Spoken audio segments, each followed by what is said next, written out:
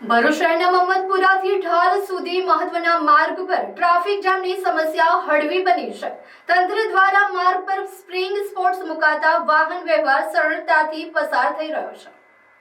ભરૂચ શહેરના મહમ્મદપુરાથી ઢાલ સુધીના વ્યસ્ત માર્ગ પર લાંબા સમયથી સર્જાતી ટ્રાફિક જામની સમસ્યાના પગલે અંતે વહીવટી તંત્ર હરકતમાં આવ્યું છે। ડિવાઈડરના અભાવે આ વિસ્તારમાં વારંવાર ચક્કાજામની પરિસ્થિતિ ઊભી થતી હતી, જેના કારણે રોજિંદી મુસાફરી કરતા હજારો વાહન ચાલકો મુશ્કેલીમાં મુકાયા હતા। પરંતુ તંત્ર દ્વારા નવા પગલાં રૂપે સ્પ્રિંગ સ્પોટ્સ મૂકવામાં આવતા વાહન વ્યવહાર સરળ બન્યો છે। સ્પ્રિંગ સ્પોટ્સ મુકાયા બાદ વાહન લેનમાં રહીને પસાર થતા વાહનો સરળતાથી પસાર થઈ શકે છે। વિપક્ષ કોંગ્રેસે પણ તંત્રના પગલાંનું સ્વાગત કર્યું છે। વિપક્ષ કોંગ્રેસના નેતા શમશાદ અલી સૈયદે જણાવ્યું છે કે માર્ગ પર સ્પ્રિંગ સ્પોટ્સ મૂકવાથી ટ્રાફિક જામની સમસ્યા હળવી બની છે, ત્યારે અન્ય વિસ્તારોમાં પણ આ અભિગમ તંત્રને દાખવવો જોઈએ।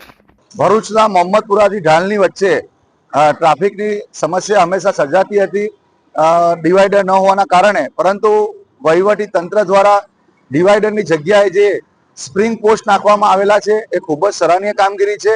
કલેક્ટર સાહેબના અને પોલીસ તંત્રના સંકલન દ્વારા આ કામગીરી CSR ફંડમાંથી કરવામાં આવેલી છે।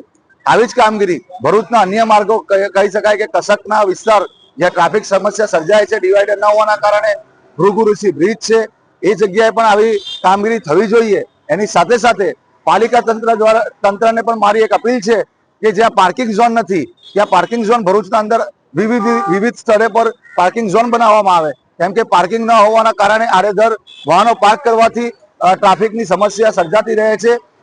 અને ખાસ મારી ભરૂચની જનતાને પણ એક અપીલ છે કે આપણે રોંગ સાઈડ ન આવીને ટ્રાફિક નિયમોનું પાલન કરીને પોલીસ તંત્રને સહકાર કરીએ અને ટ્રાફિક જામ ન થાય તેવા પ્રયત્ન કરીએ।